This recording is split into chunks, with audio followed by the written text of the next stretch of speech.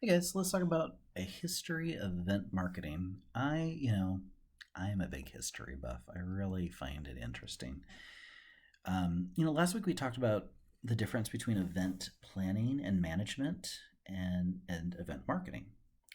And there's no need for us to detail the history of events themselves. We pretty much understand there's been activities going on since the dawn of civilization. But at what point did event marketing start to be used as a subdiscipline of promotion, helping us to communicate messages about companies and products to consumers? There's not a whole bunch of literature written on the subject taking place more than, say, 100 years ago. Because, marketing itself wasn't really thought of as an academic area until the last century. If you know much about P.T. Barnum, you probably recognize that he was a master marketer, using all kinds of promotional tricks to drive audiences to his freak show, his museum, his circus.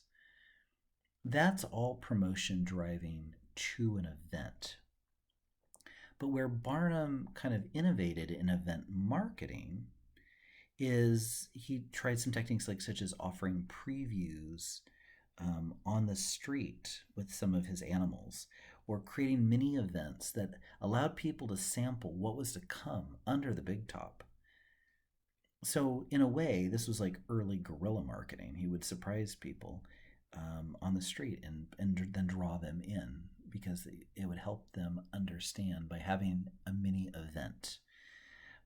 He also used the train travel that was like essential for bringing the circus from one town to another to be an event in itself. As these like brightly colored cars were flying by with animal heads sticking out, it created a lot of word of mouth as all these people standing on the side, would wave at the train and they would start talking about it. Whether or not those folks could go to the next stop on the train and go see the actual show, they were still talking about the Barnum and Bailey circus. And that was really effective at trying to get, to be the top circus in town or in the world, to be honest. Um, Expositions. I don't know if any of you have been to a World's Fair or an expo. Um, they're really kind of fascinating, particularly since you guys are interested in becoming marketers. Um, but expositions themselves are large events. So, again, this might seem like it's just an event that's being marketed. When the World's Fairs began in 1851 in England, it was an event that drew lots of crowds for entertainment and spectacle.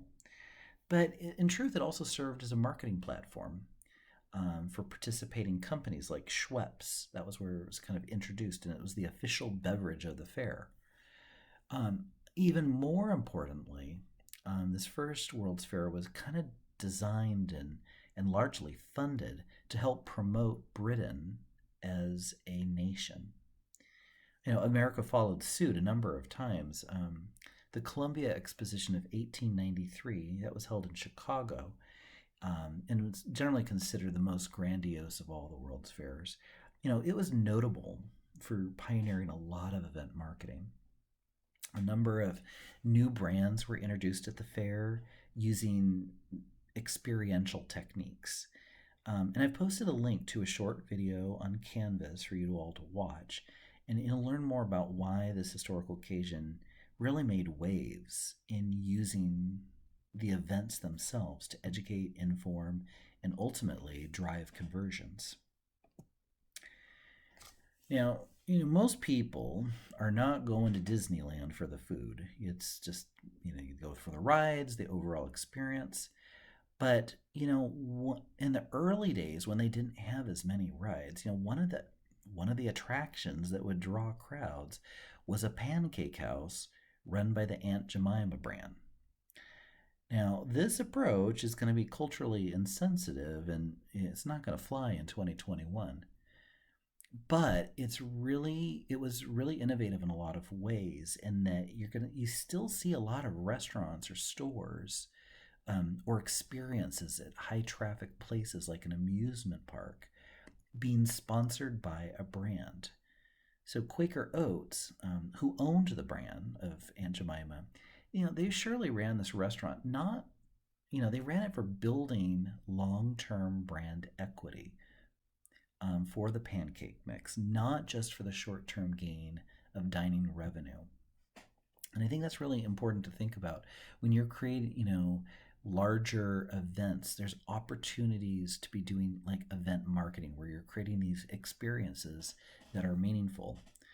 Um, okay, so here's a picture of me, and when I was a kid, my brother and I, we would go and have another experience. We would go to downtown Seattle, and we would go visit the very popular Frederick and Elson department store, and have our photos taken with Santa.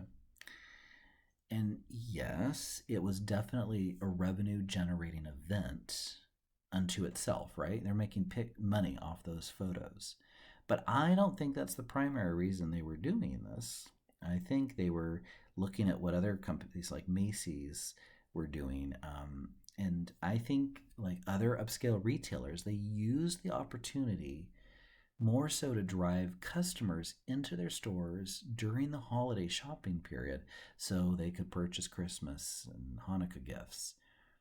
Now, this gimmick's not lost any steam, though, these days we're more likely to find Santa in shopping malls as retail patterns keep changing over time.